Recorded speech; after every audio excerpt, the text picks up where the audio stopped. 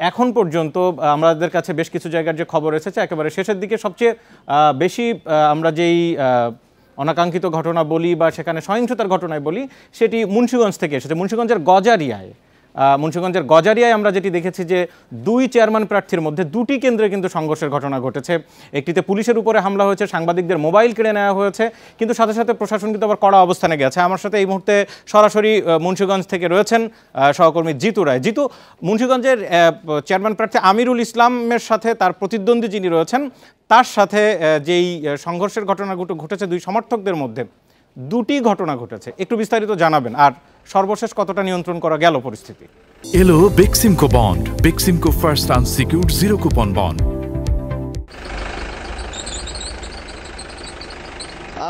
নিয়ন্ত্রণ ব্যবস্থাপনাটি আপনাদেরকে আমরা দেখাবো, তবে যেমনটি বলছিলেন যে গজারিয়া উপজেলাতে যে সংঘর্ষের ঘটনাগুলো ঘটেছে প্রথম থেকেই কিন্তু সেগুলোর প্রতি একটা শঙ্কা ছিল। মোট 60টি ভোট কেন্দ্রের মধ্যে 40টি ছিল ঝুঁকিপূর্ণ।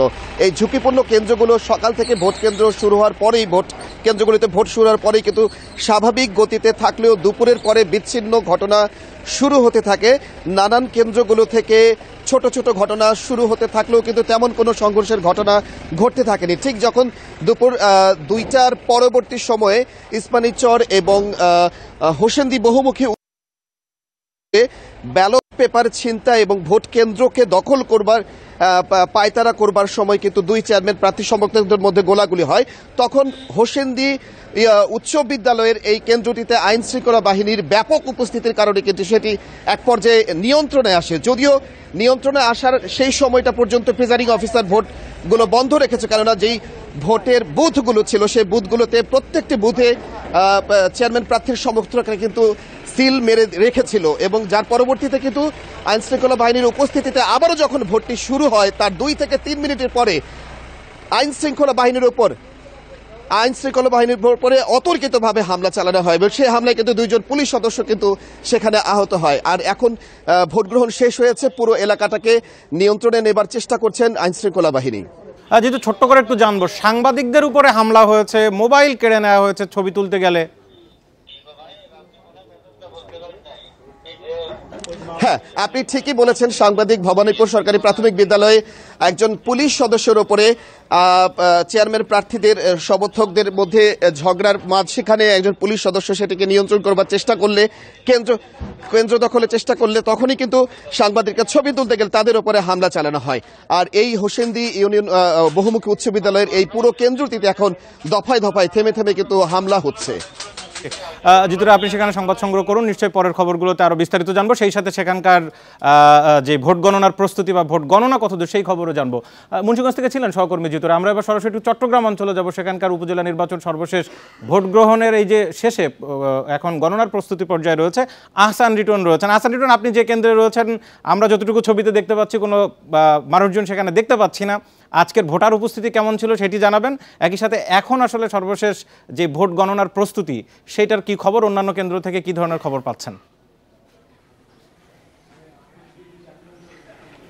দেখুন, আমরা আসলে আজকে সকাল থেকে চট্টগ্রামের যে 3টি উপজেলায় নির্বাচন হচ্ছিল সেই 3টির মধ্যে 2টি মিরসরাই এবং সীতাকুণ্ডের আমরা বেশ কয়েকটি কেন্দ্রে গিয়েছি। এই মুহূর্তে আমরা সীতাকুণ্ড হোসাইনিয়া প্রাইমারি স্কুল আছে। কিছুক্ষণ আগে অন্য সব কেন্দ্রের মতো এই কেন্দ্র আসলে ভোটের যে শেষ হওয়ার সেটি হয়েছে, এবং আমরা দেখেছি এখানে যারা নির্বাচন প্রক্রিয়ার সঙ্গে জড়িত ছিলেন তারা ব্যালট বক্সগুলো একটি নির্দিষ্ট কক্ষে নিয়ে গেছেন এবং সেখানে তারা সেগুলো গণনা শুরু করবেন কিছুক্ষণের মধ্যেই। আমরা একটু বলতে চাই যে আজকে একেবারে সকাল 8টার দিকে আমরা যখন কেন্দ্রগুলোতে আসি তখন আমরা দেখেছিলাম যে আসলে গুড়ি গুড়ি বৃষ্টি ছিল এবং সেই কারণে মানুষের যে উপস্থিতি অর্থাৎ ভোট কেন্দ্রিক যে উত্তেজনা উত্তাপ সেটি একেবারেই ছিল না। আমরা একটা ধারণা করেছিলাম যে পরবর্তীতে হয়তো মানুষজনের সংখ্যা বাড়বে, কিন্তু আমরা দেখেছি আসলে বেলা 12টা পর্যন্ত খুব বেশি সংখ্যক ভোটার কোনো কেন্দ্রে খুব বেশি যায়নি।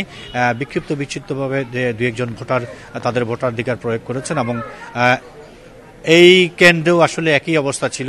আপনি জানেন যে এবার চট্টগ্রামের যে 3টি উপজেলায় নির্বাচন হয়েছে সেখানে 9,42,173 জন ভোটার তাদের ভোটাধিকার প্রয়োগ করার কথা। তবে ভোটার উপস্থিতি যেটি আমরা এই মুহূর্তে যেই কেন্দ্রে আছি সেখানে 5,073-এর মতো 5,333-এর মতো ভোট রয়েছে, কিন্তু আমরা তাদের কাছ থেকে জেনেছি যে 1 থেকে 1,500-এর মতো ভোট সর্বশেষ পর্যন্ত তাদের কাছে গ্রহণ হয়েছে। এবং অন্যান্য যে সমস্ত কেন্দ্রে আমরা ঘুরেছি সব কেন্দ্রগুলোতে আসলে ভোটার উপস্থিতি কম ছিল। আহসান লিটন, আপনাকে অনেক ধন্যবাদ। চট্টগ্রাম থেকে জানাচ্ছেন আমাদের সহকর্মী আহসান লিটন ভোট গ্রহণ পরবর্তী সেখানকার পরিস্থিতি।